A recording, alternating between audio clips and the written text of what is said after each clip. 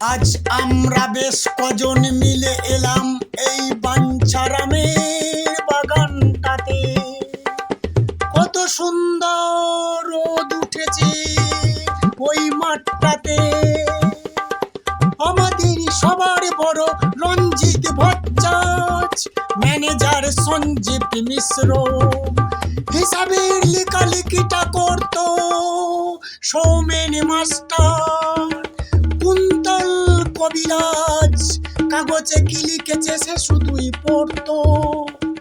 আমাদের রাজা নামে ছেলেটির কবি কবি চেহারা, তার ছন্দবাণীর কত নাটক অভিনয় করে সে।